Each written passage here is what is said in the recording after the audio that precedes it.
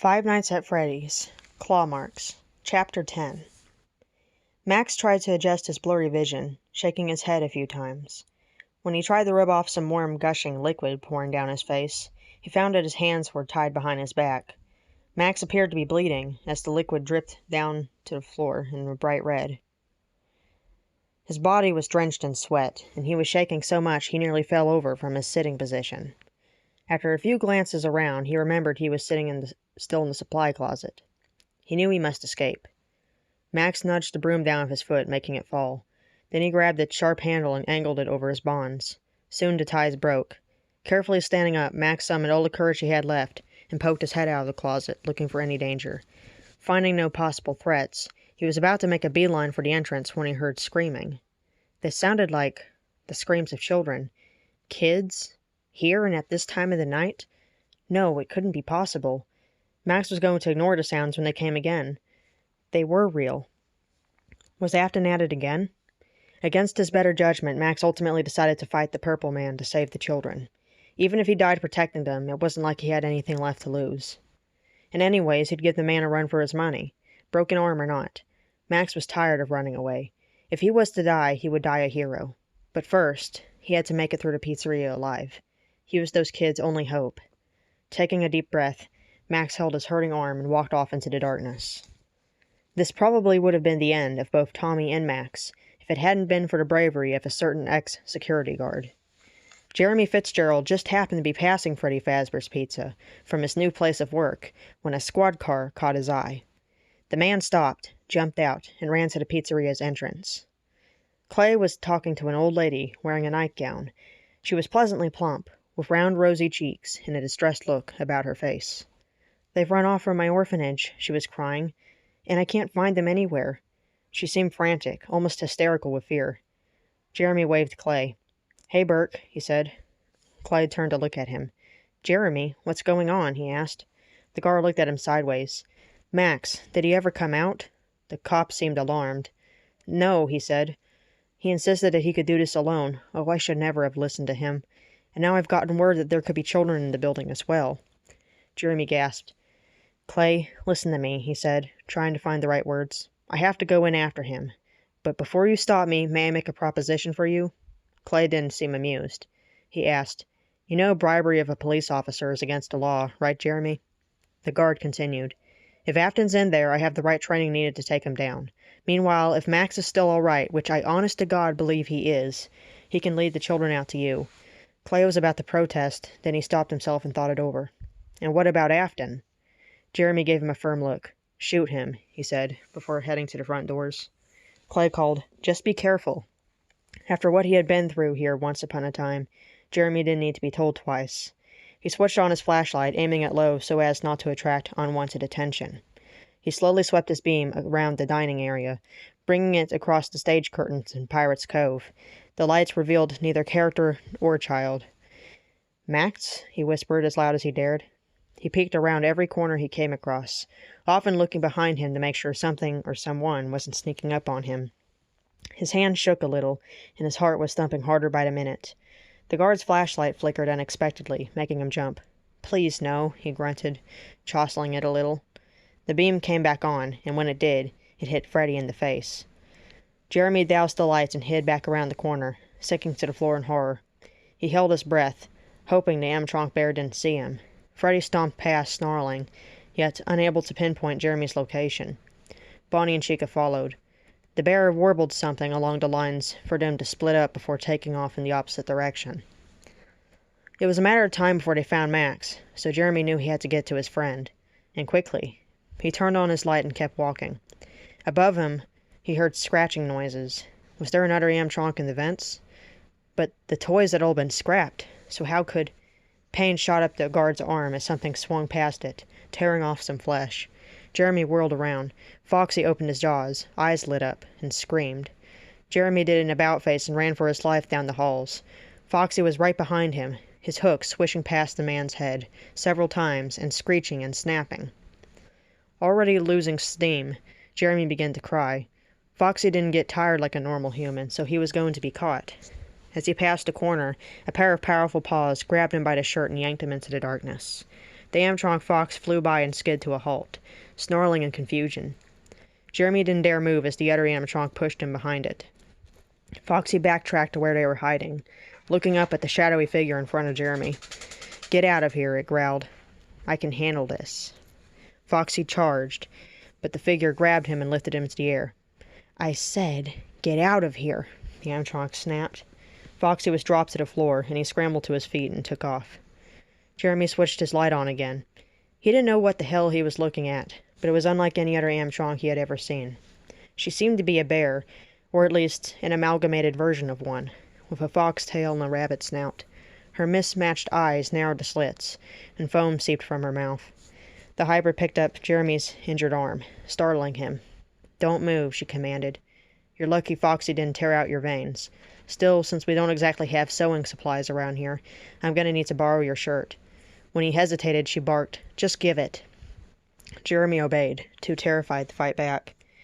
The animatronic wrapped it tightly around the wound and tied it in a knot. After that, she licked the blood from her claws. "Who are you, and why are you helping me?" Jeremy stammered, trying not to provoke the creature. The hybrid's eyes flickered over him. "Name's Vicky, and no, I'm not helping you. I'm just making this little game of cat and mouse more interesting." The guard shook his head. "It's just, Foxy nearly killed me, and even now you can rip me to shreds. Instead, you're patching me up. I really am intrigued." Vicky bent down to eye level with Jeremy. "Darling, I'm still going to kill you," she purred. "But the difference is, your death's not going to happen right away. Consider being stuffed into a suit a great mercy compared to what I will do to you." Jeremy felt scared, but he hoped to distract her long enough to get away.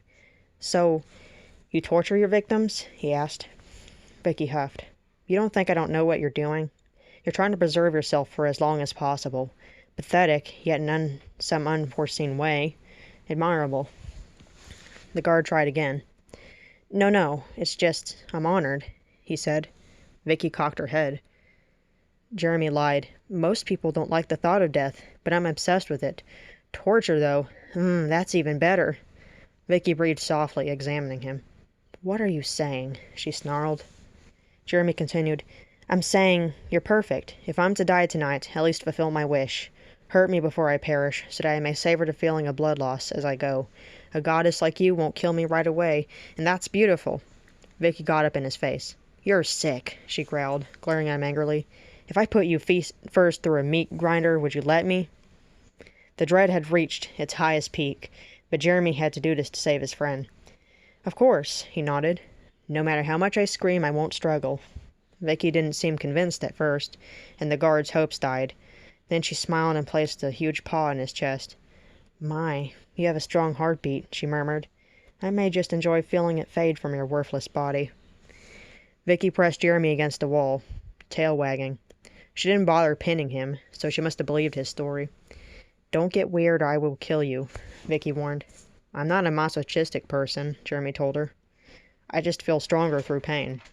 Vicky consented and said, "I'm not either, and yet I'm literally torturing you so you may live longer." "Well, that still won't help you escape. Anyways, it's been a while since I've hurt anybody. Time for fun." "How is this thing allowed in a family pizzeria?" Jeremy grunted as Vicky cut his shoulder a bit, blood dripping from her serrated cutter. As she clawed and cut him, Jeremy thought of a means of escape. If he could just dart downwards and run away, she wouldn't know what hit her. Then he'd have to hide, of course, but it was worth a shot. Yes, Jeremy was a daredevil at heart.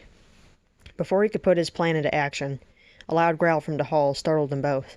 Freddy Fazbear had some sort of angry recognition on his face as he glared at Jeremy. "Hey there, old sport," Jeremy called nervously. Much to his terror, Freddy yanked him out of the corner and onto the floor. Jeremy was nearly stomped on until Vicky pushed Freddy away. "Don't!" she yelled. "I must torture him first." Freddy gave her a sad look, tears starting to stream from his eyes. He shook his head, warbling something to her, and pointed at Jeremy. Vicky looked confused. Then her eyes widened. "What?" she asked. "No, it isn't like that." Then her tail drooped. "Freddy, I'd never do that to you. I knew you liked me, but—" "That much?" The bear almost looked ashamed as he nodded. Vicky frowned. "Darling, I got a bit carried away was all," she insisted. "That's why his shirt's missing, silly. And besides, it's not like we can—" Freddy roared and punched the wall. Then he picked Jeremy up by the leg, ready to slaughter him on the spot. "Freddy, no!" Vicky screeched, batting the human out of his paw. Jeremy hit the floor hard. Groaning, he got up to see Freddy pinning Vicky against the wall, snarling viciously at her. "How many more guards do I gotta spare, missy?" the bear asked. "I thought I could trust you." Vicky pressed her head on his, baring her teeth. "Get off me, Fazbear," she growled. Freddy released her and probably would have walked away when Vicky shoved him hard. He nearly went tumbling forward, then after regaining his balance, whirled around. Freddy pushed a hybrid in retaliation, and she landed butt first into the floor. It escalated from there. Jeremy scrambled backwards as the two animatronics fought each other, clawing and snapping and tumbling into the walls. Freddy eventually caught Vicky and held her to the floor, wrapping his jaws around her head. It seemed like for a mere second he intended to kill her, but something stopped him. Jeremy didn't know why, but he wasn't sticking around to find out. "Vicky," Freddy murmured, releasing her from his grip. Vicky shot to her feet, backing away and trembling. Freddy closed his eyes, whimpering, and staggered away. "What the hell was that?" Vicky gasped, limping forward. Her eyes darted around for Jeremy, but he was gone. With a roar of fury, the hybrid jumped up into the vents, knowing she lost more than just a potential victim. Okay. 3, 2, 1, William Afton whispered to himself before entering the secret room. Just as he expected, there were 4 little children, all lined up and bound with some old rope.